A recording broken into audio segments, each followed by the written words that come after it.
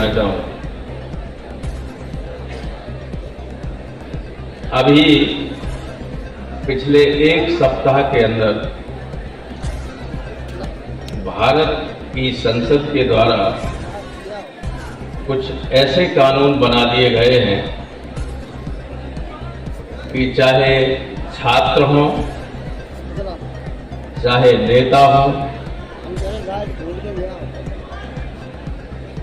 चाहे सार्वजनिक रूप से बात करने वाला कोई भी व्यक्ति हो, उसको बहुत सावधान रहना पड़ेगा।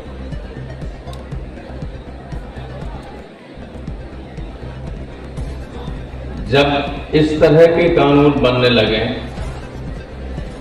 कि सरकार की आलोचना राष्ट्रद्रोह होगी, आर्थिक स्थिति पर,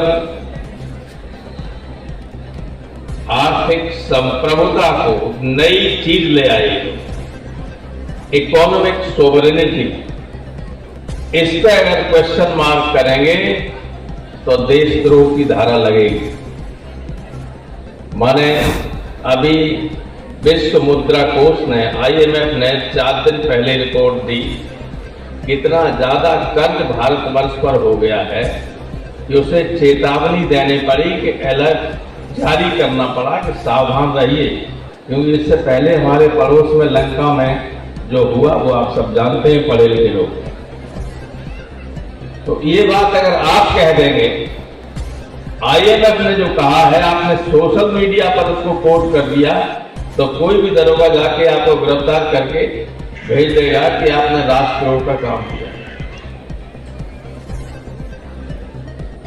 अंग्रेजों के जमाने से मैं ये कहना चाहता हूं कि जो ये कहा गया कि कॉलोनियल एरा के कानून में संशोधन किया गया, अंग्रेजों के जमाने में बनाए गए कानून में संशोधन किया गया, मैं ये कहना चाहता हूं कि हिंदुस्तान का बड़े से बड़ा वकील से भी बात करेंगे तो ये कहेगा कि 1860 में जो लॉर्ड मैकाले ने IPC बनाई थी भारत के लिए, इससे परफेक्ट कोई IPC हो ही नहीं सकती। आप किसी भी अपराध की कल्पना कर लीजिए, IPC में उसके लिए धारा है, इस धारा के अंतर्गत मुकदमा चलेगा, दंडित होगा, कितना दंड दिया जाएगा, एवरीथिंग इज देयर। और ये अंग्रेजों ने भी कभी नहीं माना कि पुलिस के सामने जो बयान दिया जाएगा वो मान्य होगा कोर्ट में, लेकिन उन्होंने संशोधन कर दिया कि पुलिस के सामने जो आप बयान देंगे वो भी कोर्ट में वैलिड होगा। तो पुलिस कौन सा बयान लेती है? पुलिस तो लिख देती है और डर के मारे आदमी दस्तखत कर देता है कि मार मार के भूसा भर देगा। अब वो कोर्ट में मान्य होगा, पुलिस कहेगा दस्तखत करो उस पर, ये मर्डर तुम्ही ने किया, वो कहा हाँ साहब मैंने किया।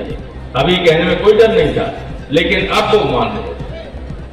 तो जब इस तरह के कानून बनने लगे, सोशल मीडिया पे लोग लिखते हैं, सोशल मीडिया से भी सरकार को बहुत दिक्कत थी, तो हर तरीके का आप देखिएगा कि अब आप बहुत सोच समझ के बयान दें, सोच समझ के बात करें, क्योंकि जब धीरे धीरे दबने लगता है, ऐसा नहीं कि इससे आदमी परमानेंट ये हमें इसी व्यवस्था में जीना ही पड़ेगा, लेकिन इतिहास इस बात का साक्षी है कि जब जब इस तरह का दबाव जनता पर पड़ा है तो जनता शांत तो रही है, लेकिन वक्त आने पर ऐसी व्यवस्थाओं को उखाड़ के फेंक दिया है, पता नहीं चला कि कहां से आए किधर चले। यही इस व्यवस्था का हुआ, आज नहीं तो कल। समय चक्र जो है उसको पीछे तो नहीं किया जा सकता, लेकिन रोका भी नहीं जा सकता है। डरे हुए लोग अंदर से क्या फैसला लेंगे,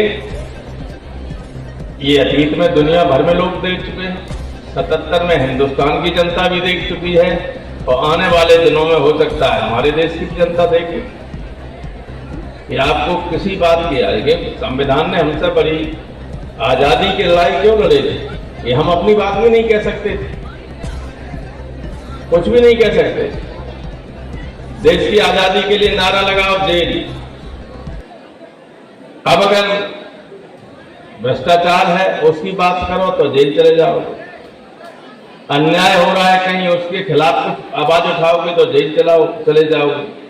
तो इस तरह की जब बातें हो जाती हैं तो धीरे धीरे गुस्सा अंदर अंदर इकट्ठा होता रहता है, और जो अंदर इकट्ठा होता रहता है गुस्सा, वो जब फूटता है तब वो न किसी की परवाह करता है, न उसके आने सामने आने वाला बच के निकल पाता है। तो इसलिए हम आपसे कह रहे हैं कि जिस आजाद हिंदुस्तान में आप लोगों ने जन्म लिया वो स्थिति अब नहीं है। स्थिति बदल चुकी है, और पिछले एक सप्ताह में जितनी बदली है उसने लोकतंत्र की व्यवस्था को डिक्टेटोरियल व्यवस्था में बदल दिया। इसलिए बहुत ही सावधान रहने की जरूरत है, और वक्त आने पर स्ट्राइक करने की जरूरत है। वक्त आने पर ही चोट करोगे तभी कुछ निकलेगा, वक्त से पहले करोगे तो कुछ नहीं होगा और हाथों में चोट लग जाएगी। इसलिए आज चौधरी साहब के जन्मदिन के अवसर पर आपको अंदर से कुछ न कुछ सोचना पड़ेगा। किसान, इस देश किसान की वजह से ही बची हुई स्थिति देश की। अर्थव्यवस्था तो पूरी तरह से चौपट हो गई। ये सरकार कोई भी ऐसा काम नहीं कर रही है जिससे कोई प्रोडक्शन हो किसी तरह। जो एक्सपेंडिचर है वो नॉन प्रोडक्टिव एक्सपेंडिचर है। सारा बजट जब 80 करोड़ लोगों को खाने के लिए उधार विदेश से लेके 80 करोड़ लोगों को वोट के लिए केवल खाना खिलाते रहेंगे, उसका रिजल्ट कुछ नहीं आएगा तो अब दिवालिया तो हो ही जाएगा देश, आज नहीं तो कल। इसलिए किसान दिवस पर किसान जो अर्थव्यवस्था की रीढ़ है इस देश की, अगर वही बचा रहे तब भी देश सुरक्षित रह सकता है। वरना जिन लोगों के हाथ में सत्ता है उन किसानों की परवाह कर रहे हैं, वो 2-4 उद्योगपतियों की परवाह कर रहे हैं। हमारे सब व्यापारी ईडी के तहत जेल जा सकते हैं, और ईडी तो आ गई जीएसटी में। अगर गांव का कोई व्यापारी, छोटा सा दुकानदार है, उसको भी आप जानते हैं जीएसटी का फॉर्म भरना पड़ता है। उसमें गलती हो गई, उसके बगल वाला खिलाफ है उसके, तो शिकायत कर देगा कि जीएसटी में चोरी हो गई। ईडी जब चाहे तब गिरफ्तार कर ले जाए। बहुत स्थिति खराब। जो जितना जानकार होगा उसको उतना ही डर लगेगा कि क्या कहें क्या न कहें। लेकिन सुरक्षित रहिएगा और अपनी ऊर्जा को बचाए रखिएगा। जब ऊर्जा के प्रयोग की जरूरत हो, 24 में जरूरत होगी तो उसका प्रयोग कीजिए। बहुत धन्यवाद। आप इंतजार कर रहे हैं कवियों का। अभी 1-2 लोग शायद और कुछ कहें उसके